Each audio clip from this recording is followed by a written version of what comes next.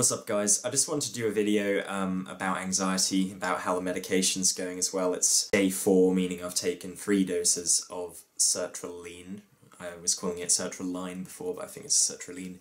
Also called Zoloft in America. I take my doses at night, and I've been sleeping okay since that first night, but I get about 7 or 8 hours of sleep, and then I'm just exhausted. I feel slightly okay now, but I've just felt knackered, like I can't even watch TV. I have been watching some TV to keep my mind occupied and try and just chill. I've been watching some stuff on Netflix, a couple of recommendations. One is called Pram Face, which I thought was a really bad name for a show, but it's a really good show. I've only got the first series on Netflix, and I believe they've made a couple more series since, so I might have to buy them because it's a really good show. I started watching The Killing, which is originally a Danish show, I believe, but I'm watching the American version. I've only seen a few episodes. It's really good. I hear that the Danish version, which I've actually got on box set that I've not watched yet, is 10 times better. But it's a crime series, and I'm really into that. I think it's awesome. Breakout King, as I mentioned before, me and Ellen finished watching that. I'd already seen it before, but it's a great show. I'm really gutted they're not making another series after the second series that is on Netflix, but if you haven't seen that, check it out, it's awesome. I'm not trying to scare myself at all, but I want to be realistic about this drug. I want to know what sort of things I can expect. And the only symptoms I've had, obviously the first day I mentioned I had a really racing heart. I haven't had that since. And the insomnia, that seems to have subsided. That was just that first day. But the extreme tiredness so far, and my appetite's just not been there much, which was the case a few days before taking this, because even though I've suffered on and off from depression for the last 8 years, I've never really got to the point where my interest in food has diminished, which a lot of people might consider a good thing because they want to lose weight, but I don't think it's a good sign if you're not wanting to eat food.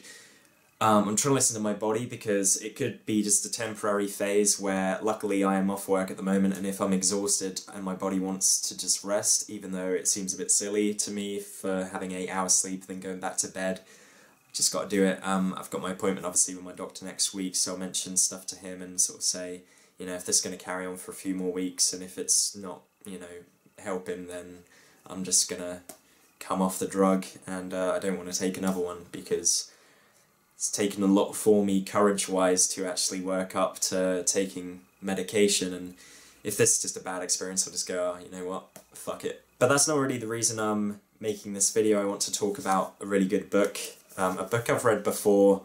The thing is, I've always done so many different things at once, or else jumped from different ideas. You might have noticed this recently, where I talked about being a vegan, and then vegetarian, now a pescatarian. I still haven't eaten meat, I just eat fish and other foods as well, obviously. And then I saw a herbalist, and then I talked about metabolism and Matt Stone's book, and then I decided to take the antidepressant after like a really bad week. So I'm always jumping around from different ideas, but lately I have gained a lot of insight into where I've been going wrong, because there's a ton of people that eat whatever they want, to some degree, and it's obviously not great for you if you're just eating crap all the time and living off caffeine and sugar. But they get on with their day. They might get a bit tired in the evening, like everyone does, based on how society works. We work really hard, we work long hours, stuff like that, stress, you know. But they're okay, and I'd been eating healthy and taking supplements and doing all this stuff for years, and it didn't help. So I realised that the largest problem was my mind, whether that was something I had control of or not. I knew that my mind and worrying and stressing out was just like the worst thing, because stress is way worse than smoking or diet, in my opinion, if it's bad enough and chronic enough, meaning it's going on for a long time. A book that I want to recommend to you if you're watching because you suffer from anxiety or depression as well, worrying a lot. This is an amazing book. It was first published in 1962. It's quite an old book, but it still holds up. It's this book, Self-Help for Your Nerves, by Dr. Claire Weekes. The subtitle of the book is Learn to Relax and Enjoy Life Again by Overcoming Stress and Fear. And I've mentioned another book before called At Last Alive by Paul David. And I just realised that, like, I don't normally feel anxious while making videos, and it's probably just because I'm tired, but I feel quite relaxed while talking right now. Like, my mind's not just racing, I feel like I can just get the words out. So, you know, maybe these antidepressants might help, but at the same time I just want to say, regardless of whether you're going to take medication or not, I think you have to do way more than that. Because for me personally, if this drug works, I don't want to have to rely on it for the rest of my life or for years. I want to be able to get off it as soon as possible for my own personal reasons, because I don't believe that we should have to take drugs. I do understand depression is a serious thing, and if you're suicidal like I was last Friday, you get to the point where you think, you know, what have I got to lose? But at the same time, I still don't really like the idea of being on a drug. But this book, Self-Help for Your Nerves, it's got various chapters. There's certain words that might be used that you'll think, you know, what does that mean? But you can kind of gather. But most of it is just written in plain English, up to date. And the basic advice is to accept your situation no matter what. Like, accept that you're anxious. Not like that you're anxious, but accept that's the way you feel, rather than keep fighting. And I've talked probably about this before, and it is one of the most important things you can do. I think also, to some degree, if you realise something is a massive problem for you, like for me, the environment at work where there's just people surrounding me, and I don't have any, not privacy, but space so much, and the phone's ringing, and the noise, that long term for me probably isn't the right environment anyway, so I need to work towards something that is. I like space, I like alone time, I can think more clearly, I'm an introvert. I don't like to go out drinking and socialising too much because I find it exhausts me, and I like to spend my Friday nights in watching TV rather than going out. It's not to mean I'm boring and that I don't like going out at all, it's just that's the way I am, and I accept that's the way I am.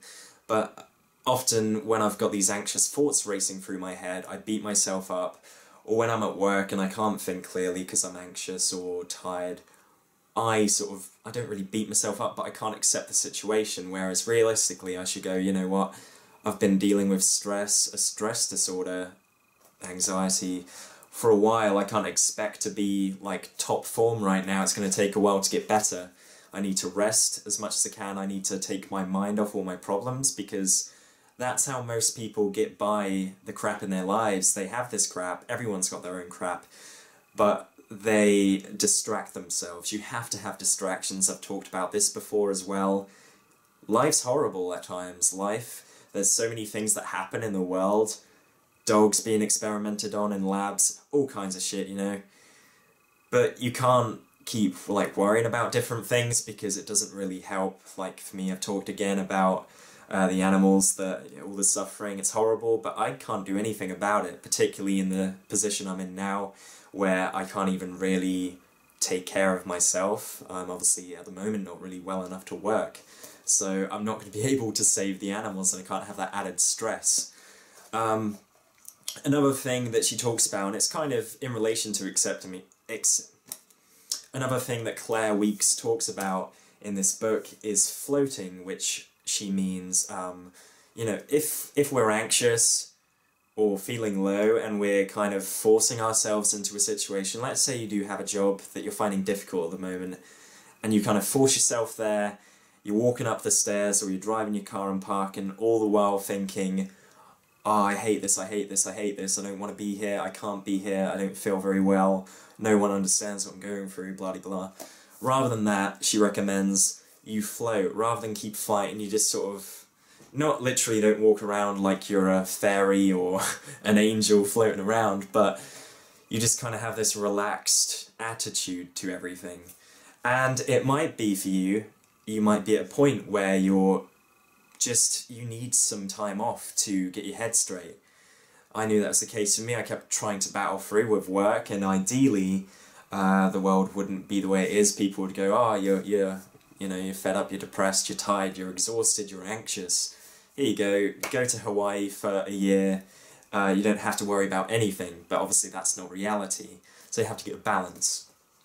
So that's pretty much it, but really check out this book. She's got other books as well, but I think this one's the most condensed and the most helpful. It talks about some of the symptoms. Again, At Last a Life by Paul David is similar to this book, but more up to date, I suppose. He kind of rambles on a bit, but he gets the point forward to you that stop worrying about your symptoms, basically, because I think that's what prolongs anxiety in a lot of people. They start worrying, like, what the fuck's wrong with me? This isn't normal. I'm dizzy, I've got brain fog, my memory's a bit shit right now, I don't like to socialise, I just want to, like, stay in bed, I'm so tired, what's going on?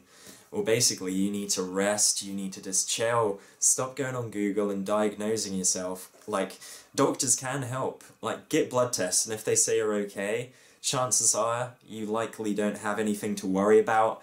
I know there's a couple of things that doctors aren't useful for, like adrenal fatigue is a diagnosis where you're just stressed and they don't pick up on that, but the answer's the same. Like, if you've got adrenal fatigue, what do? Become obsessed about diet, like some of the people would suggest? You've got to eat perfectly healthy, cut all sugar? No, that's not the only way out of it. You just need to rest is your priority. Chill out, right? I'm giving you permission, I'm giving myself permission to just chill the fuck out and stop fucking worrying about everything. And everything's gonna work out in the end.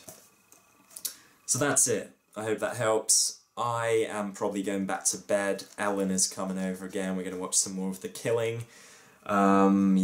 Yeah, thanks for watching. I'll see you later. Don't forget to like the video. It helps me out. Bye.